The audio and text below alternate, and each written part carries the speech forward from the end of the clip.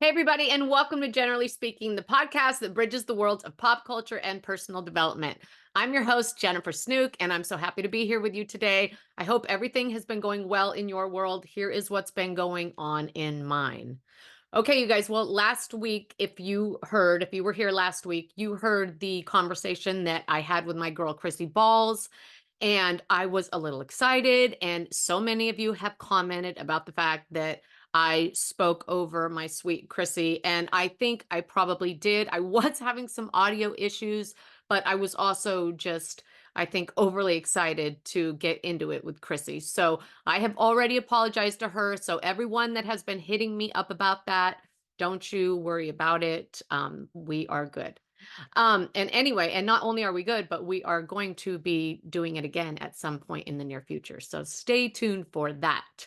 Also, I don't know if you guys saw on Wednesday, if you happen to be watching TMZ, I was on TMZ and that was hilarious. I brought my little Albie on. He made his TV debut. And the prompt that what they wanted my opinion on was Jelly Roll and the fact that he is in the middle of this personal transformation. And now he's at the point where he's tackling his physical health.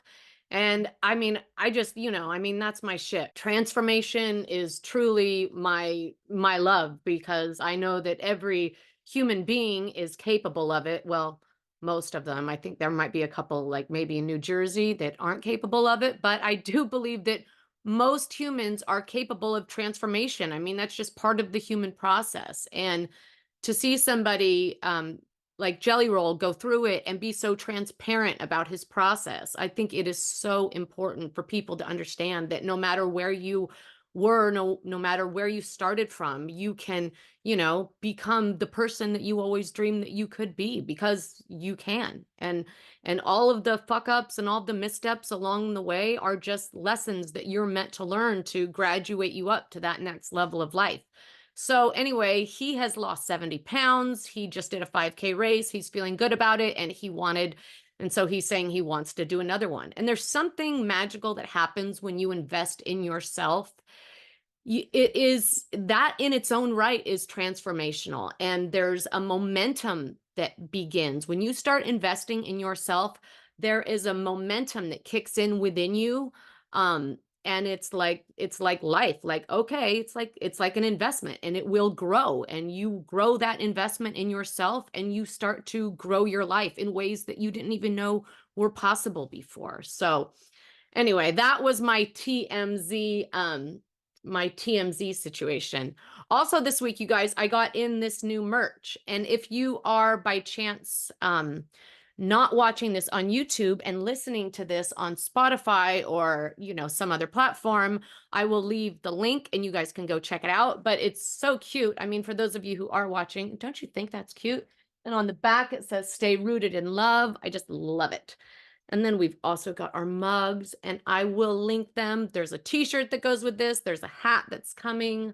Anyway, I love it. I really love it. Anyway, you guys, that is about what's happening in my world. Let's talk about what's happening in reality. Justin Bieber is going to be a daddy, you guys, which I think is just so sweet. Him and his wife, Haley, are expecting their first child.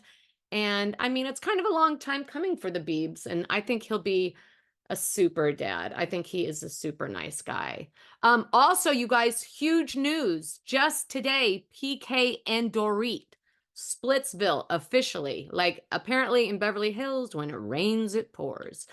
But yeah, and doesn't that just like explain Dorit's whole transformation over the last season? I mean, her just becoming less. I think we met the version of Dorit that we all met was like PK's Dorit, that she was, the accent, PK. She was meeting him where he was. And you can kind of see how she's peeled those layers off this last season and become more of herself. And I think it's because she was pulling away from, or they were maybe pulling away from each other, but there was definitely not the connection that there once was between them. So yeah, PK and Dorit no more. Speaking of Beverly Hills, I spent a few wonderful minutes the other day, actually yesterday, with the lovely, absolutely lovely Erika Jayne. She was cool and super casual and truly just as sweet as could be. She was, you know, you meet a lot of people and not everyone is as wonderful as you expect them to be. And truthfully, Erika was exactly what I knew she would be. I've always known that she was just a peach, and she truthfully is. She was so great, you guys. Let's see what else. Oh, can we talk about the royal family for a minute? I know they're in another country, but I feel super annoyed by this whole, just the continuation of this rift, and the fact that Charles now has cancer, and the palace put out a statement, or Harry put out a statement that that the palace told him that he was going to be too busy to meet up with him while he was in England for this event. How in God's name can you be estranged from your son, then get diagnosed with cancer and not make time for him? I mean, it doesn't I mean, not make time for him. You can't squeeze him into breakfast, lunch, dinner. I mean, I don't know. Maybe he could come and help put you to bed. I mean, it just feels so insane that they wouldn't just seize any opportunity to just even grab a little time together. I think it's horrible. I think it is horrible. I think it sets a horrible example for the people of England. I think it sets a horrible example for humanity. I think it's awful. Awful. It's disgusting. Oh, there was the Tom Brady roast, you guys. Did you see that? That was pretty entertaining. I have to say that I thought that that roast was so refreshing. I loved the fact that it was just no holds barred, and it wasn't. And there was something just nice about that, and not having to, just worry about everyone's feelings. That's the thing. Everyone's freaking out about how Kim K got booed. And yeah, Kim K got booed, but it's not her first time getting booed. And quite frankly, she's going to a roast. And I think that especially when you're Kim K, when you step into an arena like that, a level at that caliber, you step into that kind of roast and you have to expect to get burned, right? And you don't get to decide how bad the burn's going to be, So I think Kim will be just fine. And I thought that roast was delicious. Oh, Ariana, you guys, is going back to Broadway. They have extended her run in Chicago as Roxy Hart. And quite frankly, I have to tell you, Roxy Hart is a dream role. I would give up any show that I was doing. If they said to me, you could have, 6 more months of Roxy Hart or a whole season of Vanderpump Rules, I would take that Chicago any day, any day. All that jazz, baby. Okay. Oh, Katie Maloney, you guys, recently said on the Off the Vine podcast that she doesn't know what's going to happen with Vanderpump Rules, if they're even going to be renewed. She says that she won't know until we all know. She also said that she thinks that the cast is broken. I've said it before and I'll say it again. I think having a break for Vanderpump is a really great idea. Giving them even 3 months to get some momentum under them, to, breathe a little life without the heat of the cameras on them. I think it's really important. I think it'll be good for moving story. I think it's a win-win for everybody. Let's see. Oh, you guys, it is so hilarious. On that first episode, did you see this first episode of Jersey? The fact that Teresa was still sporting all of her Namaste bitches, all of her merch, head to toe, the shirt, the sweats, all of it. But that's because the Namaste Bitches podcast was still happening when they were filming the beginning of this season. And clearly they are Namaste no more. The podcast is no more. And now all that free publicity gone down the tubes. Oh, Jesse Solomon just said that on the Summer House reunion, Paige and Danielle were going at each other's throats. And I just have to tell you, I just cannot wait to watch that. I just cannot wait to watch Paige call Danielle out, because sorry, Danielle, that poor girl, she is delusional. She needs to get herself some help. She is rooted in all the wrong things and just, ugh. all over the place. And great news on the Bravo front. Andy has been cleared of all of those accusations that they were looking into. And so basically that just means that we're going to get a bunch more Watch What Happens Live. And good for Andy, but especially good for us. We love Andy. Okay, everybody, moving on. It's time for reality check. Let's call Christie. Hello, gorgeous. Hi. I'm Look good. at your sweatshirt. I know, it's cute, right? It's so cute. I know, you've got your mug. Cheers. Cheers. I know, it is cute though, right? Look at the back. Really cute. I know. Good job. And it's super comfy, honestly. Good job. I love it. All right, babe, we are going to dive right on in to Vanderpump Rules, the season finale. It was quite an episode. It was a lot. I'm glad it's over because I just can't anymore, but I know. I feel that way too. The ending was amazing. I thought the ending was amazing. Let's go through it. So they woke up in San Francisco, Allie and James laughing about the fact that this is going to be the big night. James is just hilarious. He's so light and funny, and he is the #1 guy in the group. In my book, 100%. The night before, Sheena had that moment with Sandoval. They had hugged, they had the big hug, and it was so sad to see her wake up that she was so like there in that moment with Sandoval. And then by morning, she's second guessing it all over again because she's stressing about what Ariana's going to think. And you can just see her constantly in her mind, trying to, I feel like she's like Tom Sandoval's attorney. You know what I mean? The sad thing though, is I don't think it's really for Tom. I don't think she's really looking for Tom's approval. She's looking for her own, you know what I mean? She wants Ariana to approve of what she's doing. It doesn't matter how much traction her and Tom get the night before. The next morning, the Ariana of it all is weighing heavily. Yeah, Sheena. I think, well, the way it ended up, I'm very glad, with her and Ariana being cool and whatnot. But yeah, Sheena, and I don't know, there's also things that I read too about her and her men issues. She always wants to be okay with the men and being validated by something. So well, I think she wants to be validated by everyone. Right. Yeah, true. I think Sheena wants to be validated by everyone. I think that is part of her problem, is that Sheena needs to learn how to validate herself so she's not constantly looking outside of herself. Because truthfully, when you need the rest of the world to validate you, then you're just a slave to the rest of the world. Yeah. Yawn fest. Okay. So then the next day they're on the cable car. They go for that ride. Yes. Down to Chinatown, cruise on down to Chinatown. James Kennedy was wonderful on that. He was having so much fun. So much fun. Nothing like a good cable car ride. Ariana has her boyfriend with her. So what did you think of him? I know last week you said you liked him. I still like him. I think he's great. I think he's chill. I like his energy. Lala and he's okay to look at. Lala gave him the full shakedown. What an idiot. It's like breakdown. Yeah. At the Chinese food dinner, lunch, yeah, Lala just couldn't help herself. She could not help herself. And then James, I thought that Dan gave a really good, solid answer when James said, how are you going to handle the Sandoval of it all?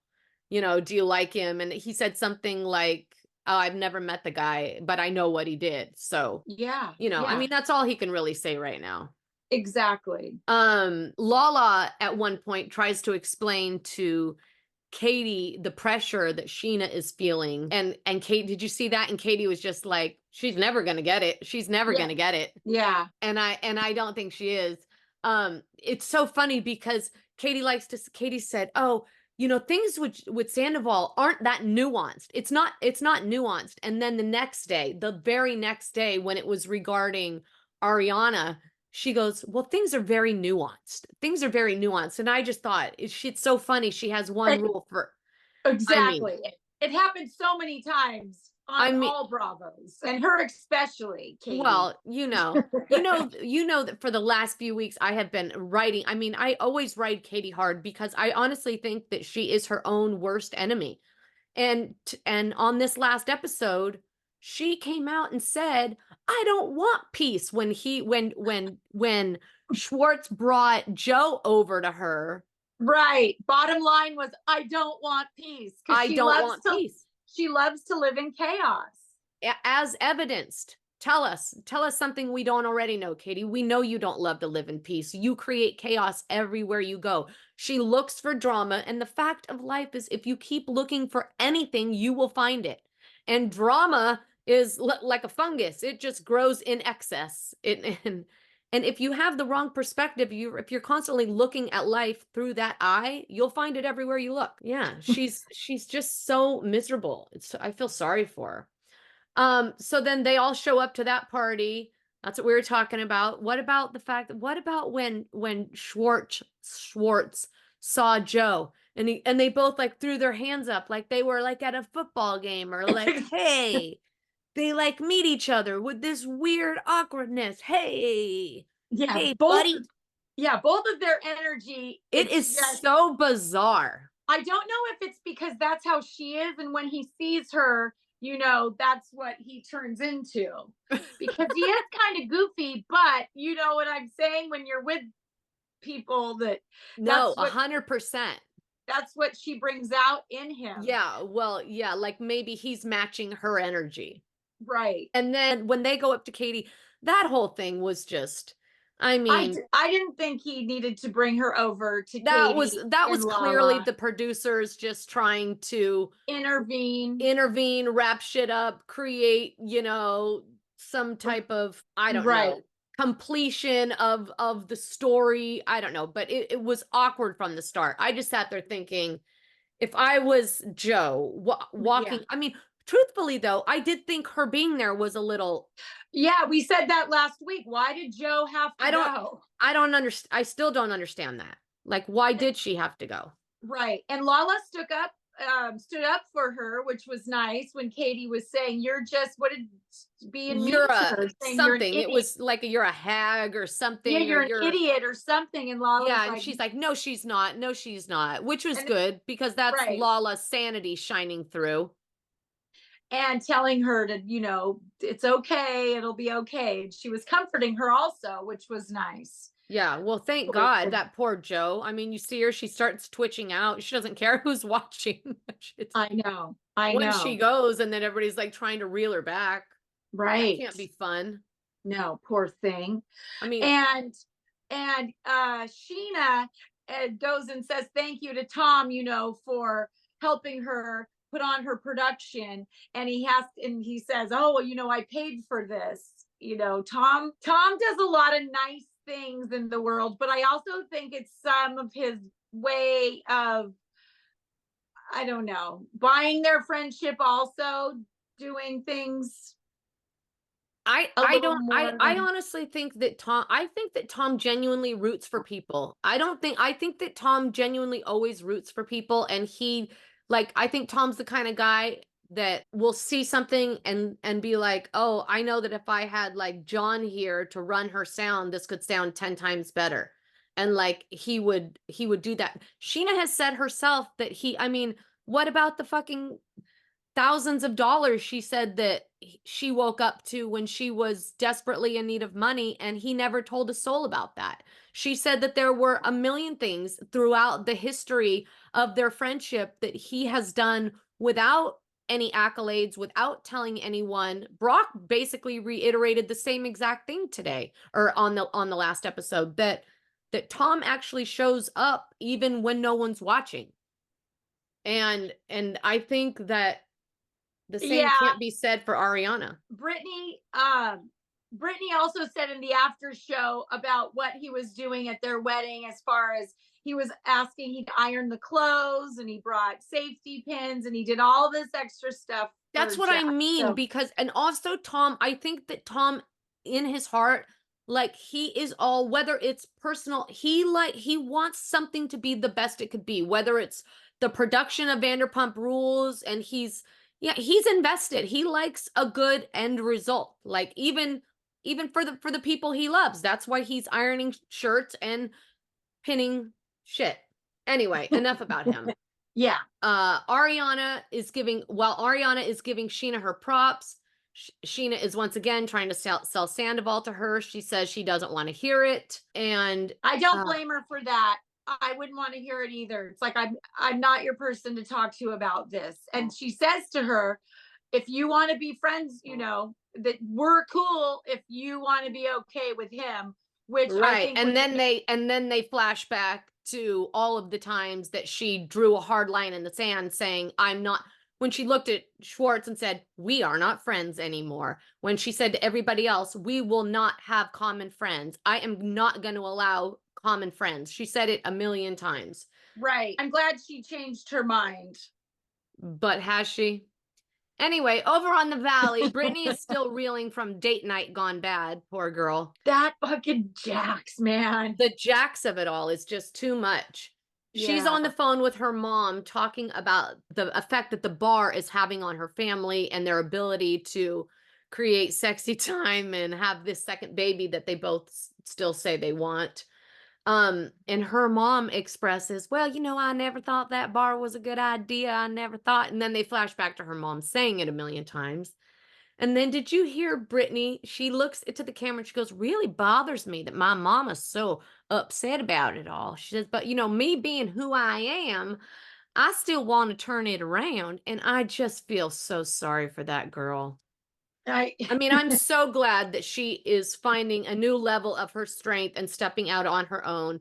And I think that just stepping out, the first step is always the hardest. And so I'm just so glad that she made that. Because yeah. once you get out of something, you don't even have to get out too far to look back and just be like, yeah, no, I don't want to go back there. Anymore. And I think that she's getting there too. No more of this. I mean, really, really praying that she is. Then everybody's phone started ringing, and now Janet's on the phone calling everybody, inviting them to her hibachi night, everybody except Kristen and Luke, right? Right. Crazy. But while they were sitting there, Jason, her husband, said something very controversial. Did you hear him? Very controversial, but I have to say something that I agree with, something that I've always agreed with. Monopoly is the worst game ever. Oh, that's when they were talking about the kids. Yeah. The worst game. When he said that, I was like, oh, I love you even more now. Then Kristen and Jasmine meet up and they are sipping wine and spilling tea. And we have to wait for Jasmine to take her huge bite of food before she starts talking. She said, well, let me get this bite in. And she starts, really? Jasmine tells Kristen that she asked Jax about the whole Michelle saga. Did you see that? And then they flash back to that steakhouse where Jax was spilling all the tea to Kristen, who clearly did not know anything. She heard everything from Jax that day. And I'm telling you something. Do you remember specifically that flashback? Yeah. Did you see Jax to a steakhouse? Did you see Jax when he was like, oh, yeah, he like went into some crazy trance. His eyes fixed, he had fixed eyes, and it was like you could see the angel on one shoulder and a devil on the other. And he was like, yeah, I shouldn't be saying this, but yeah, she's been having an affair. And it's like, it was almost like he was possessed or something. It was nuts. Because you could tell he also asked if they were recording. Yeah, that's what I mean. Like he like left his body or something. Are you recording? Duh. Because he was super conflicted because he knew that was huge. And well, that's not even moving story. That's like kicking it like to it's like right. That was wild. And then we see that then we're at the party where Mia wouldn't let her, we're at the hibachi party now. And did you see that where Mia, she is so beautiful, but she's really boring.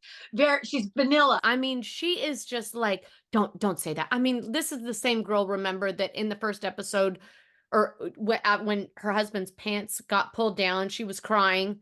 And then she started Crying. crying about it again in the second episode. I mean, for the love of gods.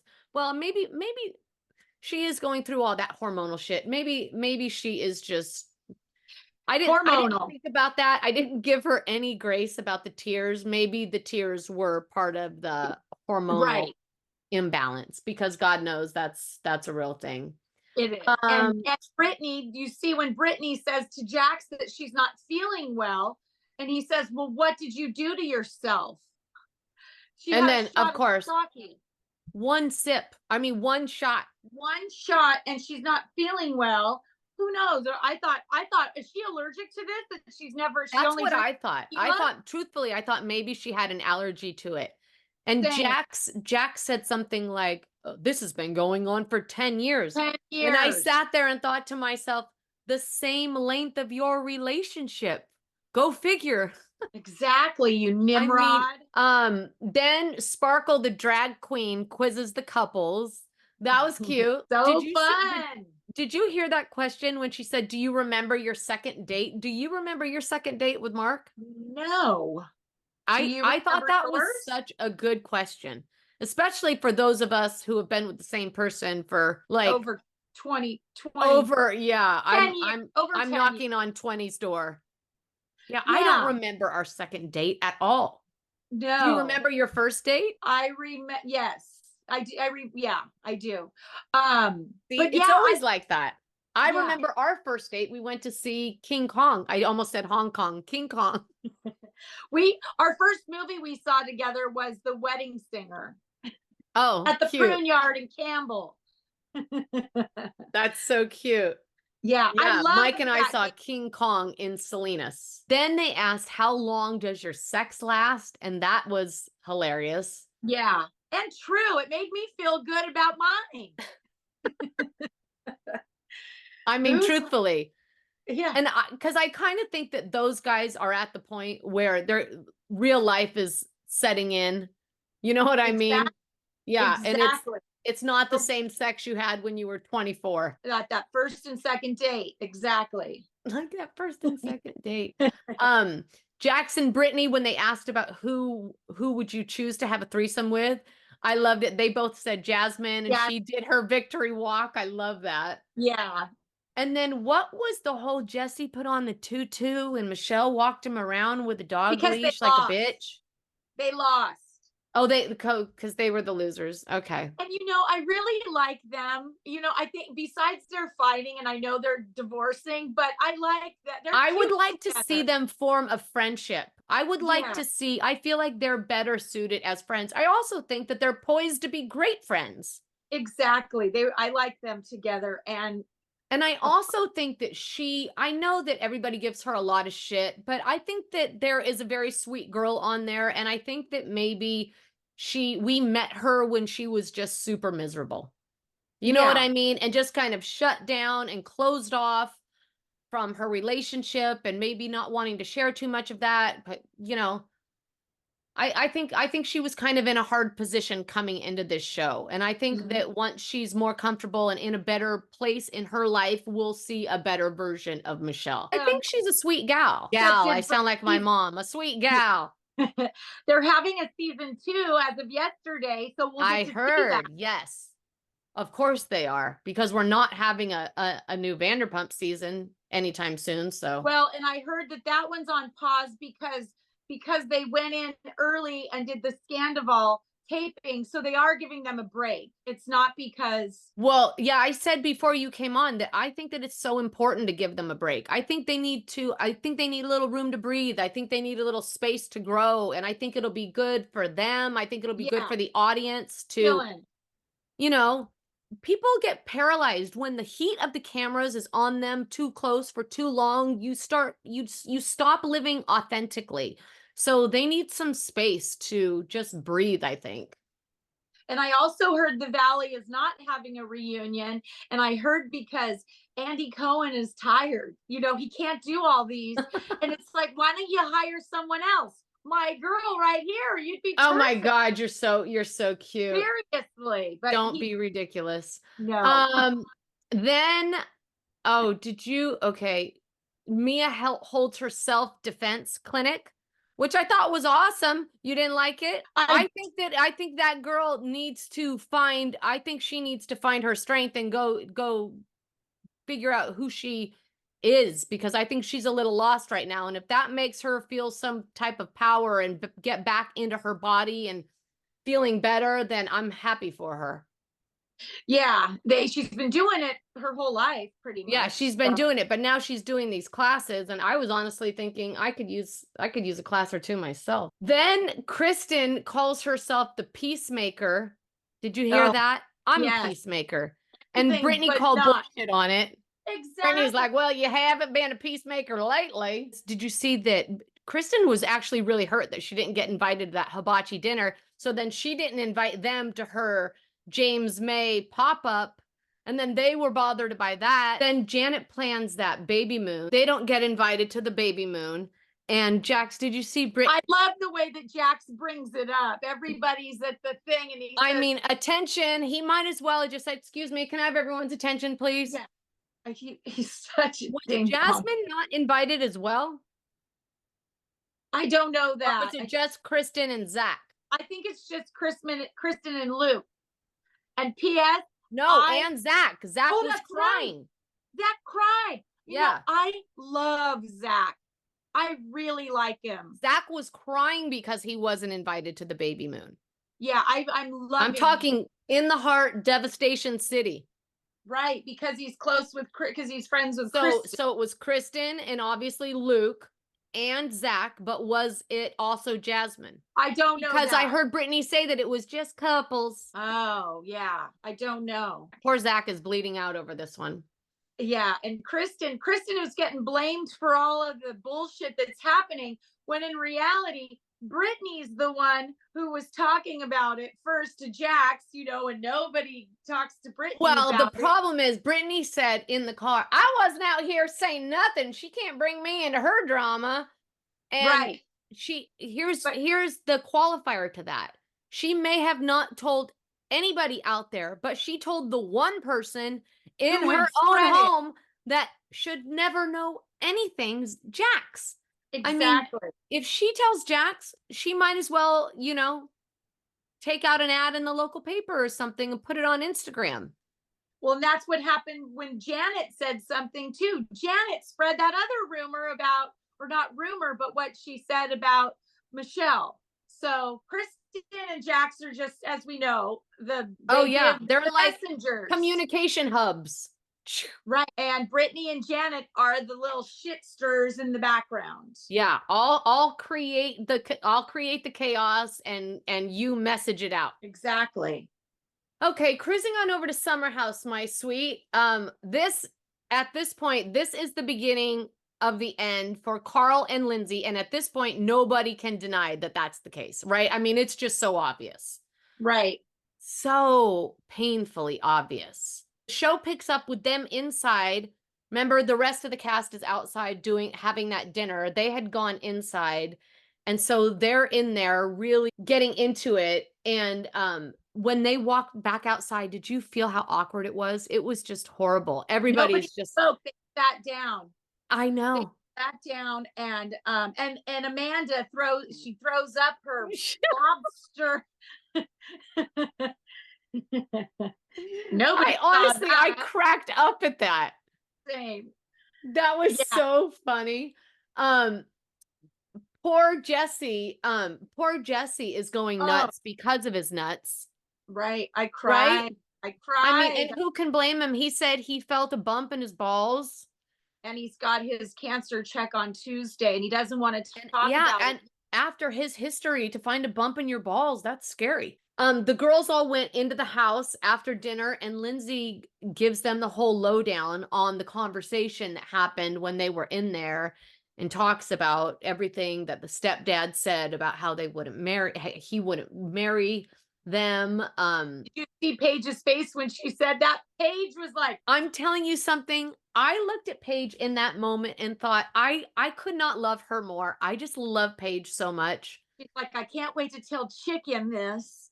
And yeah, I know. I was sitting there thinking, she reminds me a lot. Paige, I feel like Paige thinks about life a lot like the way I used to think about life. I feel like if Lindsay and Paige had a love child, I think I would be the combination of Paige and Lindsay. I think I'm like half Paige, half Lindsay, and I could absolutely zero Danielle. Zero I Danielle. oh, Danielle. Danielle, don't do it to me. Oh my God. Let's see. Then things get mystical when the astrologer comes in and reads everybody. Did you see that? Loved it. Loved it so much. Spot on. She was spot on. She was spot on. I was She truthfully surprised. was. I was surprised. And what about when Paige had the guts? See, that's what I love about Paige. She's totally down to marry Craig. She wouldn't have asked that question if she Her wasn't. 2 questions. Yes. Am I getting engaged this year? And will Craig move to New York? And I know. said yes. And I feel like that was almost her way of messaging to him, like, hey, buddy, like, if there's ever any doubt, lose it. Let's shift gears. Then Carl is sitting out by the pool later that night and tells Kyle. Yeah, what really went down at his parents' house. Well, of course, he's telling his parents all the negative shit. Of course, they're going to tell him, I don't think this is okay. Also. Right. And you know what I think? I think, like I said last week, he is feeling such incredible pressure by Lindsay because of the fact that she wants a guy that is going to be able to support her in a certain fashion and allow her to be a stay-at-home mom. And I think that Kyle is fully stressed about that because he made it very clear that the Lindsay that he fell in love with was a worker and a go-getter and this version of Lindsay. And I think the new version of Lindsay, the stay-at-home mom version of Lindsay, terrifies him, puts so much pressure on him. And because of it, all he needed to hear was that shit from his parents, and that was like enough. Like he was already terrified. And now if my parents are telling me it's not a good idea, then that's, you know what I mean? That's all he needed to hear to be like, okay, too much. And this new Lindsay that's showing up is not being what is the word she uses? Activated. No, she's not. She is cool as a cucumber and he doesn't know what the hell to do with it. He's trying to push her buttons and she's not having it. I know she's not having it. And I know that I know you're absolutely right. He talks about working in the sober industry and tries to make it out like Lindsay is against him working in the sober industry. And I don't think she's against him working in the sober industry at all. I just think that she was against the idea of a sober bar, which I feel like any sane person would be against the idea of a sober bar because it sounded horrible. Who's going to go to a sober bar? Right. Sober people can go to a bar and not drink. You're not going to have people that want to drink go to a sober bar. A sober bar is a horrible idea. Sorry. Yeah. And she's not absolutely happy about him going back to Loverboy because Carl, everything he had to say that he went through with Kyle was horrible. And Carl, and that's true, but I do think it's different this time because I think that the Carl that he is now is a lot different than the Carl he was when he was working for Loverboy. Cocaine Carl is gone. He was cocaine Carl then. Yeah. I mean, right. So if he's going back with fresh eyes into the new sober arm of Loverboy, I kind of think that that's like perfect for him. Yeah, he is a born salesman.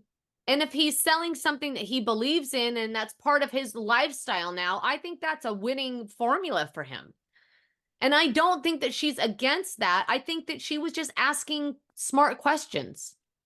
Yeah, she's not bagging on him, and that's what he's trying. I don't think, but he's trying to wants her make it out. He wants it to look like she's bagging on him so that he can have another reason to pull the ripcord and jump out of the marriage plane.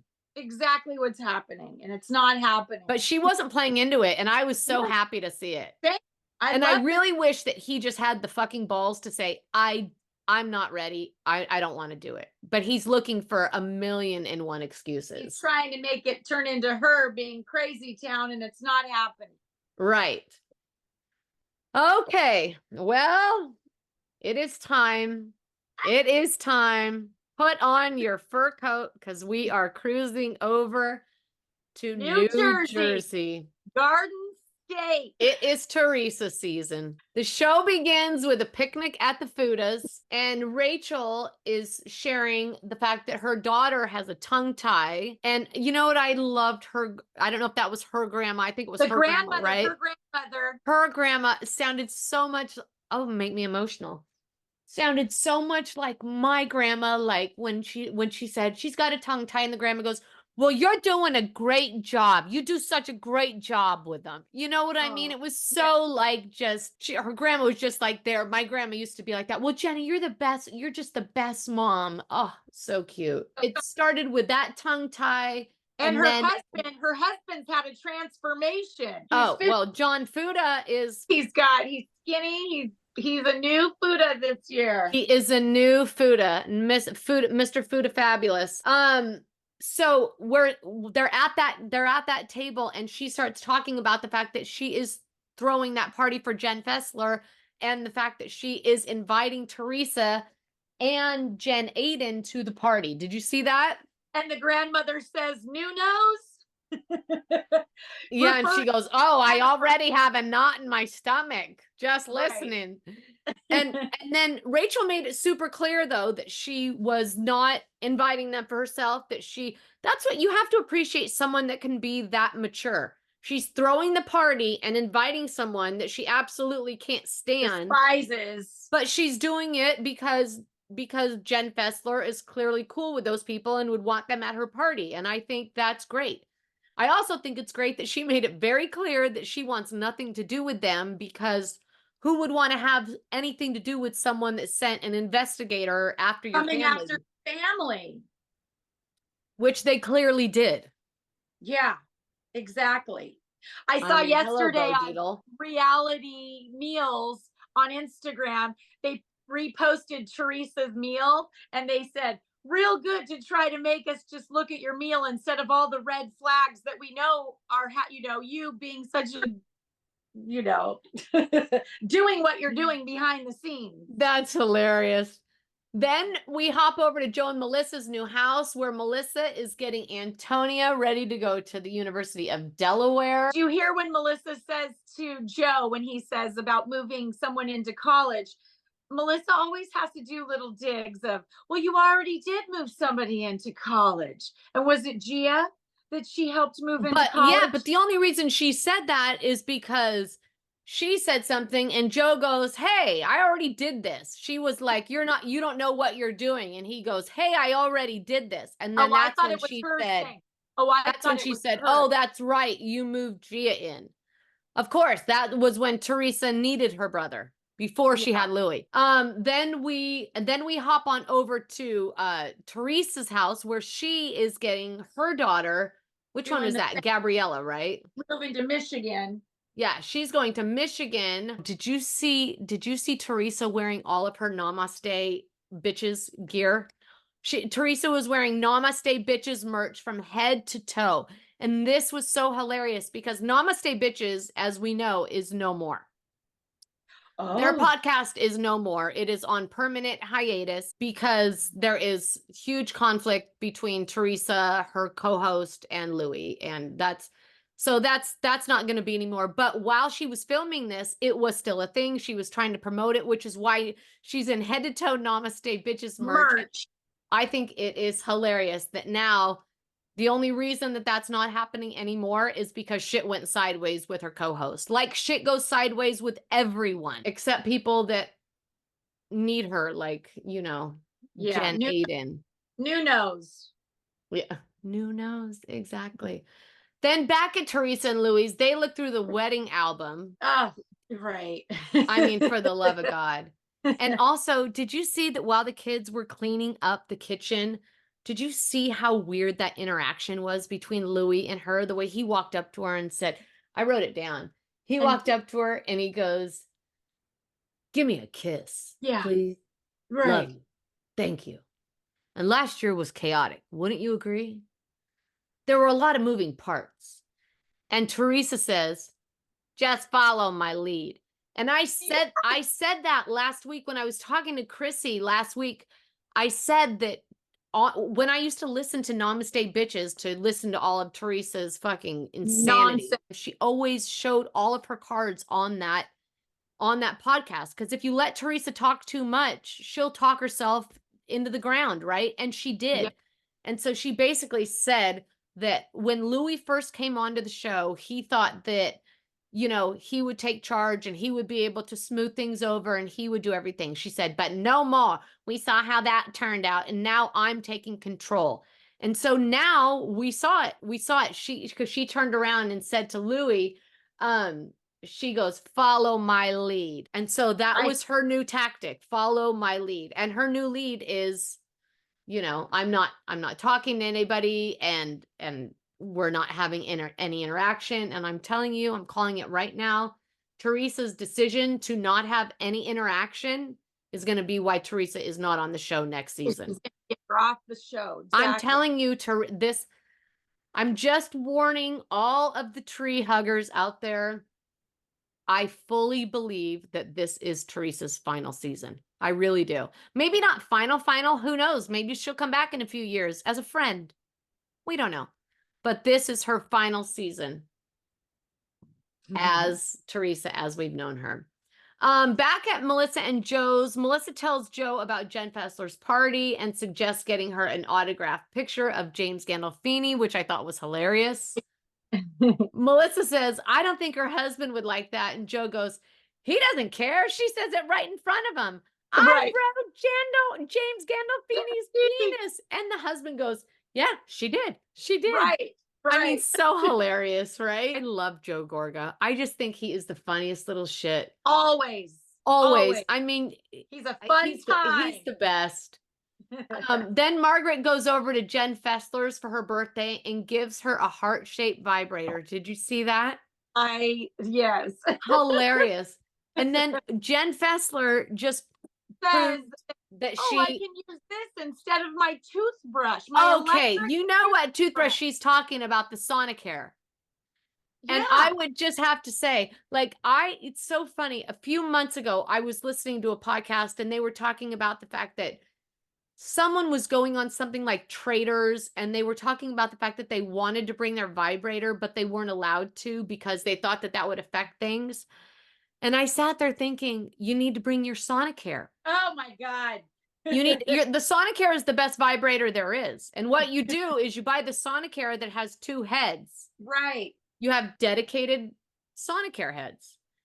And that way you don't have to travel. That's Jen Fessler's whole thing. Jen Fessler said she didn't care. You know, it's all me. Well, nobody wants to travel. You don't want to go through security with your vibrators if you don't have to. Mm-hmm. And if you disguise it as a Sonicare, why not? So I loved it. The fact that she brought up the Sonicare, I was like, that a girl. I feel like Sonicare should that they should market themselves as like, we're more than just a toothbrush. Sonicare, more than just a toothbrush. Hey, Sonicare, call me. Then the two of them go out to the pool and Margaret starts talking about the fact that she's feeling out of sorts. I'm telling you, thinking about what she's going through, like, I cannot imagine, even if it's your ex-husband, especially almost your ex-husband. Loved each other. They loved each other. I cannot imagine how it would hit me if Gareth died. Oh. Yeah. And I think it's so true that when people die, people are so, like, people come around and they give you all the support right when it happens.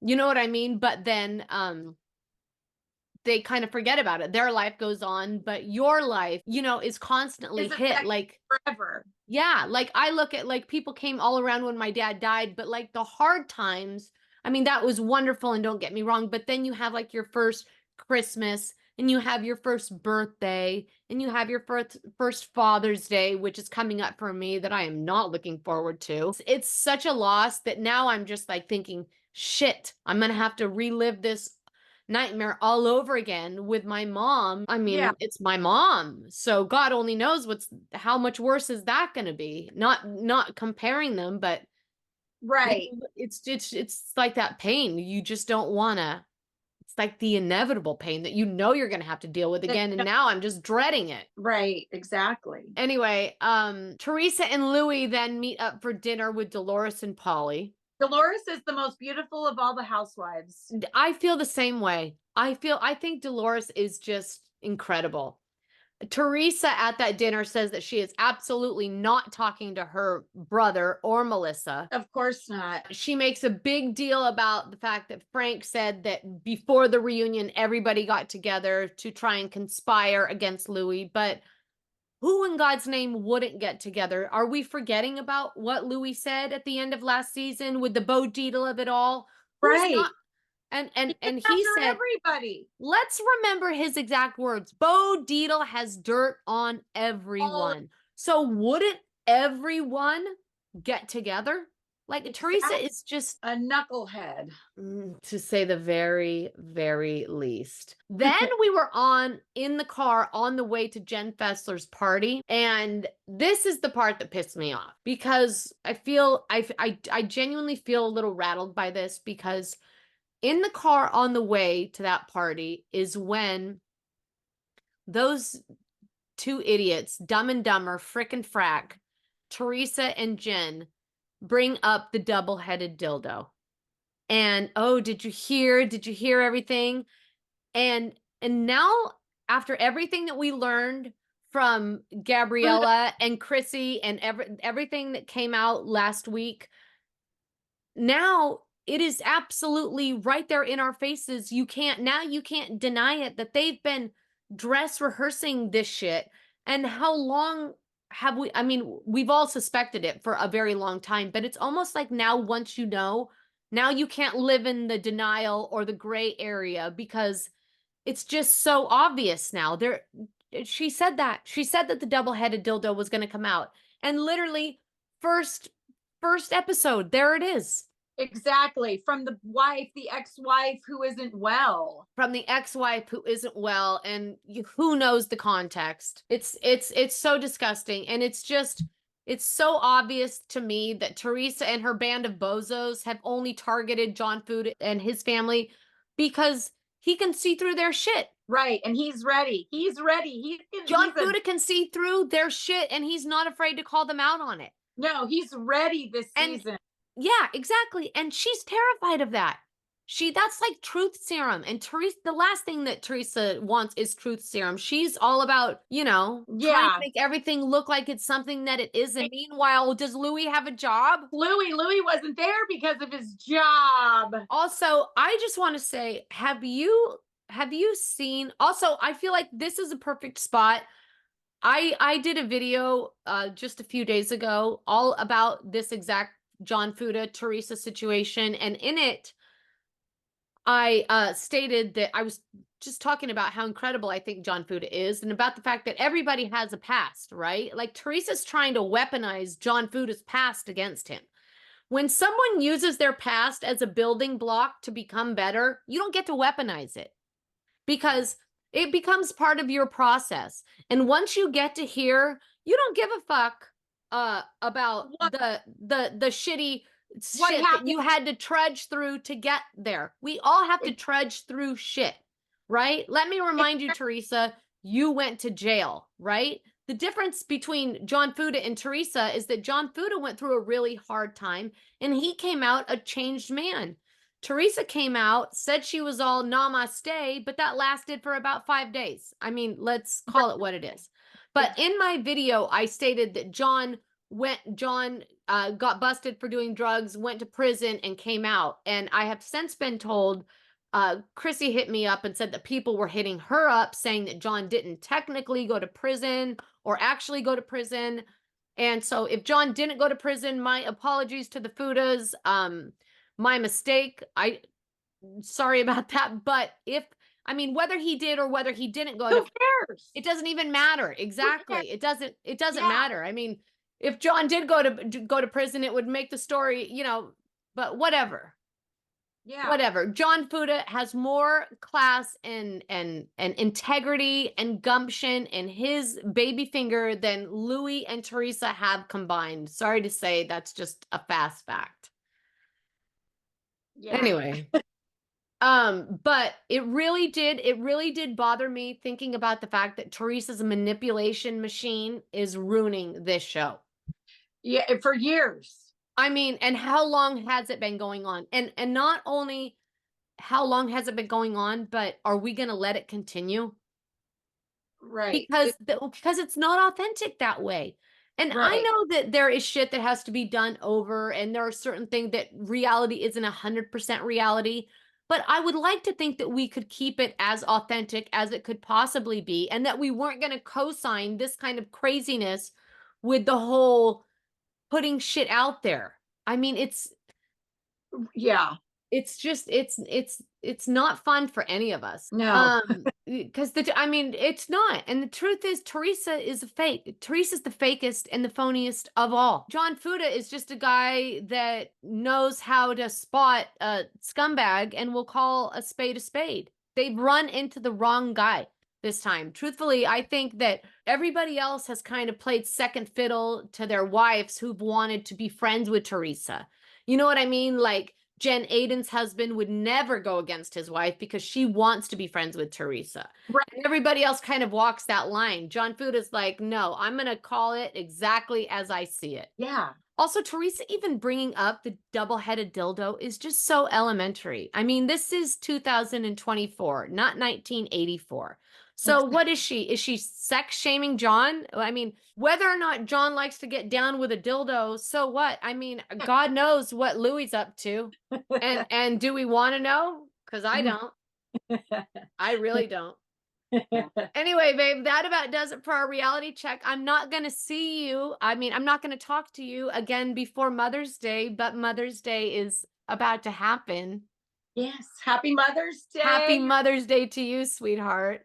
I love you. Do you guys have plans? I'm floating in the pool, drinking and eating. Sounds like a perfect day. Yes. All right, tell everybody where they can find you, babe. Christie May's Garage on Instagram. I saw those amazing succulents, that succulent collection, that porch collection that you have going, and it is incredible. That your work is incredible. It is so artistic and magical. If any of you are in the Bay Area and you want your porches to look incredible and amazing, Christie is your girl. Check out Christie May's Garage. Anyway, babe, I love you so much. Happy Mother's Day. Oh, Thank you know you what we for didn't do? I got together. this box. Hold on. Let's open this box before we forget. Merch. More merch. I know, truthfully. Speaking of merch. Let's Here see it. is. Let's see it. Oh my God. Is it cute? Love. I can't even tell. All right. I love you. It looks great. Is it cute? I love it. Oh my God. It's embroidered. Cheers. I love you. Happy Mother's Day, babe. Okay, everybody, that about does it for this episode of Generally Speaking. But before we go, just a word about Mother's Day, because it is my favorite day. Celebrating motherhood for me is just the greatest joy. I love being a mother more than anything. I love my mother more than anything. And the importance of motherhood just cannot be overstated. I mean, mothers are the shit, and you don't have to have given birth. You just have to have a mothering heart, and you have to care. And my heart is with everyone who might have a complicated relationship with their mother, who might not have their mother anymore. I'm personally terrified about the day that I don't have my mom anymore. I lost my dad in July, and the thought of losing my mother, you guys, is one that I struggle with every day, because my mother has been so sick for so long. And I know how grateful and how lucky I am for every single day that I get to pick up that phone and call her and she picks up, because I don't get to do that with my dad anymore. And when you don't get to do it, it really drives you deeply into your gratitude. So I am so grateful for every single second I get with her, and every single second I get, sorry, I know I'm crying, but every single second I get to be a mom to the three most incredible kids who aren't kids anymore, but will always be mine. Anyway, you guys, sorry. I'm telling you, it's motherhood and Mother's Day. It's a very emotional topic for me because it is just so special. And truthfully, these are just tears of joy and gratitude, and you don't have to be afraid of them. It's okay. Anyway, you guys, if by chance you have been watching this on YouTube, please smash that subscribe button. If you would like to follow me on social, you can find me on TikTok at This Is Generally Speaking. You can find me on Instagram at The Jennifer Snook. Please make sure you share the pod with your friends, spread the word, tell your friends, tell your family. Feel free to share us on your social media. We would love that. If you'd like to collaborate, or if you would like to send me a question that you'd like answered on the pod, feel free to send an email to jennifer@jennifersnook.com. And we'd love a 5-star rating. And if you want to get one of these adorable Stay Rooted in Love hats, be sure you check the link. I will leave it down below. All right, everybody, I have loved spending this time with you. I hope you have a wonderful weekend. And until we are together again, stay rooted in love. See you later.